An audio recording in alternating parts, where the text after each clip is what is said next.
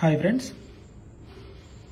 Present మనం NTPC యొక్క dates అనేవి రావడం జరిగింది.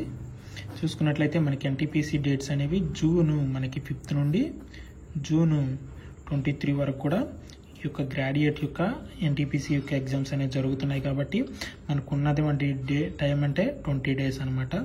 ఈ యొక్క 20 days ప్లాన్ అనేది ఎలా చేసుకోవాలి అంటే మ్యాక్సిమం జూన్ 23 అప్పుడు జరిగే వాళ్ళకి కానీ జూన్ 20 జరిగే వాళ్ళకి కానీ మ్యాక్సిమం నెల దాకా టైం ఉంది. కానీ ఒక 5, 6 ఈ డేట్లో స్టార్ట్ అయ్యే వరకు మ్యాక్సిమం మనకి 20 days ఉందని మాత్రం మనం అనుకోవాలా. చూసుకున్నట్లయితే ప్రతి ఒక్కరు కూడా మీరు CBT1 అనేది కంపల్సరీగా క్వాలిఫై అవ్వాలా. ప్రజెంట్ CBT1 మీరు క్వాలిఫై అయినట్లయితే మీకు CBT2కి చాలా టైం దొరుకుతుంది. CBT2కి మ్యాక్సిమం మీకు అప్రాక్స్ 7 months పైనే దొరుకుతుంది.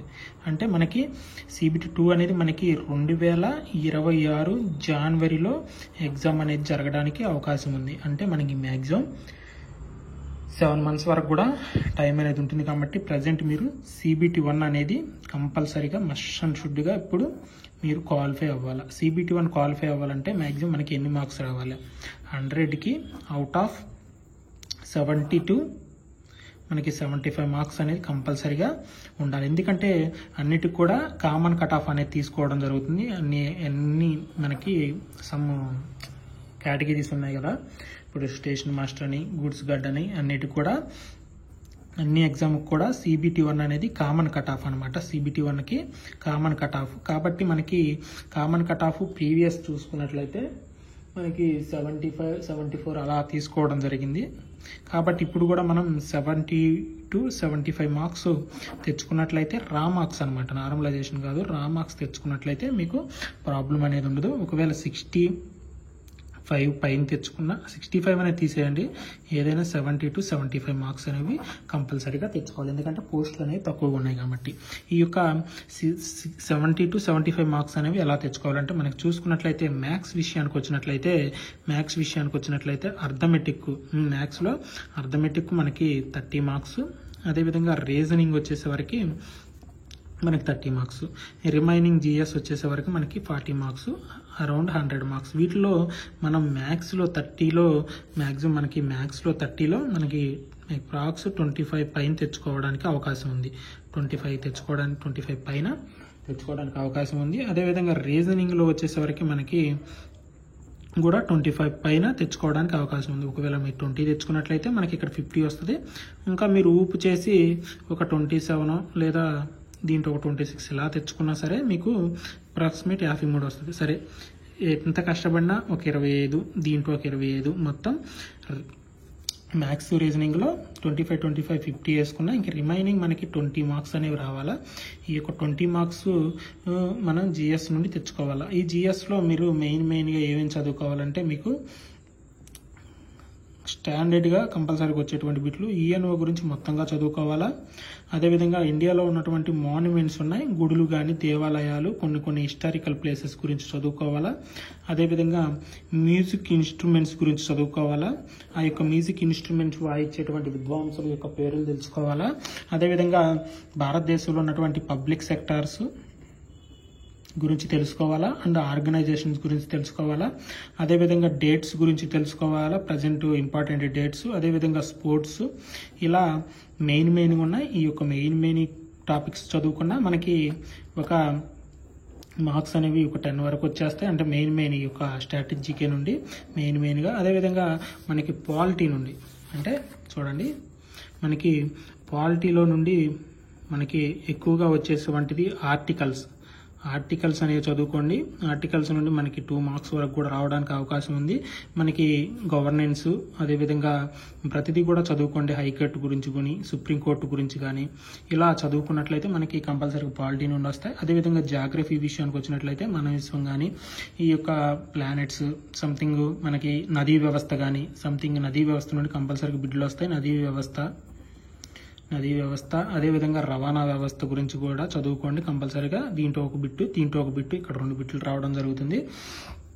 అదేవిధంగా హిస్టరీలో నుండి చూసుకున్నట్లయితే సింధు డైనాసిటీ నుండి ఒక మార్క్ రావడం జరుగుతుంది.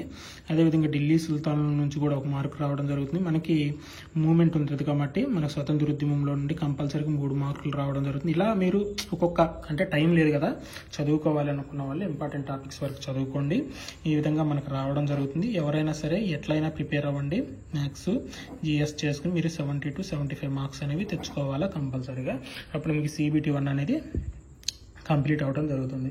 మ్యాథ్స్ మాత్రం బాగా చేయండి, రీజనింగ్ మాత్రం బాగా చేయండి. కొత్త బుక్స్ అయితే చదవద్దు. ప్రజెంట్ మీరు కొత్త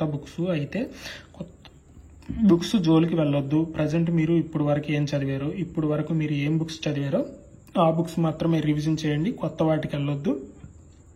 ప్రతిరోజు కూడా ఈ రోజు నుండి ప్రతిరోజు కూడా ప్రతి ఒక్కరు కూడా రోజు కూడా డైలీ కూడా టెస్ట్ అనేది రాయండి. ఇంప్రూవ్ అవ్వండి. ఈ యొక్క టెస్ట్ అనేది మనకి టెక్స్ట్ బుక్ యాప్లో పర్చేస్ చేసుకుని రాయండి. ఇది ఎలాంటి ప్రమోట్ కాదు, ఎందుకంటే అది టెక్స్ట్ బుక్ యాప్లో, ఈ యొక్క టెక్స్ట్ బుక్ యాప్లో మ్యాక్సిమం మనకి ఎన్ని మార్క్స్ వస్తాయో అదేవిధంగా మనకి ఫైనల్లో CBT 1లో కూడా అన్ని మార్క్స్ రావడం జరుగుతుంది. చూడండి, నాకు ఒక క్వశ్చన్ ఇది ఇట్లా మ్యాథ్స్ అనేది ఇంత లాజిక్ అడుగుతాడు అనమాట. క్వశ్చన్ చెప్తా చూడండి.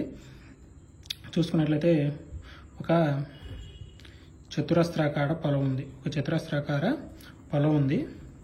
ఈ పొలము యొక్క పొడవు 14 మీటర్లు అయితే, ఈ యొక్క 14 మీటర్లు అయితే ఆ పొలం ఒక మూలన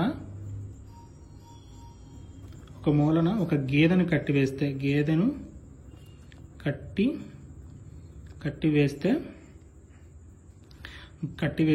ఆ యొక్క గేదెను కట్టివేసిన యొక్క తాడు అనేది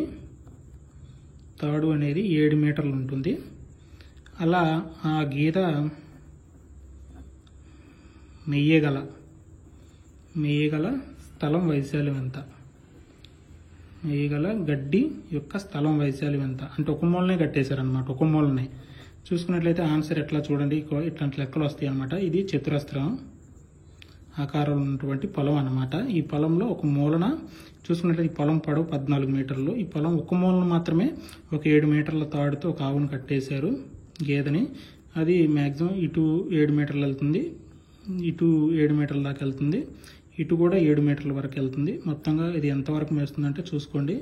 ఇలా మన సర్కిల్ తీసుకున్నట్లయితే ఇదిగో ఈ ప్రాంతం వరకు మాత్రమే, ఈ షేడ్ చేసిన ప్రాంతం మాత్రమే అది మేయగలుగుతుంది. అంటే మనకి ఇది ఎట్లా ఉందంటే సెక్టార్ మోడల్లో ఉంది. సెక్టార్ అనుకోవాలి. సెక్టార్ యొక్క వైశాల్యానికి ఫార్ములా ఏంటి? θ/360 × πr². మనకి చూసుకున్నట్లయితే ఈ θ వాల్యూ ఎంత ఉందో మనకి మ్యాక్సిమం, దీన్ని మనం ఏమనుకుంటాం θ వాల్యూ ఇది ఎంత ఉందో మనకు చూడండి. ఇది ఒక పార్టు, ఇదొక పార్ట్, మొత్తం ఒక సర్కిల్ 360 డిగ్రీలు కాబట్టి దీన్ని 4 పార్ట్లు చేస్తే 90 డిగ్రీస్గా చూసుకున్నట్లయితే θ వాల్యూ ఎంత? 90 డిగ్రీస్. ఫార్ములా ప్రకారం చూస్తున్నాం 90 డిగ్రీస్ 360 × π ఎంత? 22/7 అనుకోవాలా. π అనేది ఎప్పుడు కూడా 22/7 అనేది మనం అనుకోవాలా. π r² ఎంత? ఇదిగో r అంటే ఇదే, ఈ 7 మీటర్సే r అనమాట. r² అంటే 49.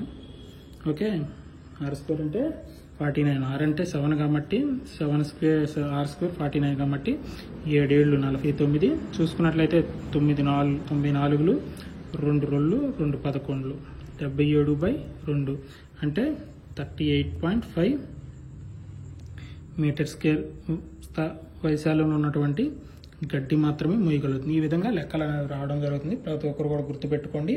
CBT 1 క్వాలిఫై అవ్వండి. ప్రతి ఒక్కరు కూడా 70 to 75 మార్క్స్ అనేవి తెచ్చుకోండి. ఎవరు కూడా కంగారు పడద్దు. ప్రతి ఒక్కరు కూడా ఆల్ ద బెస్ట్.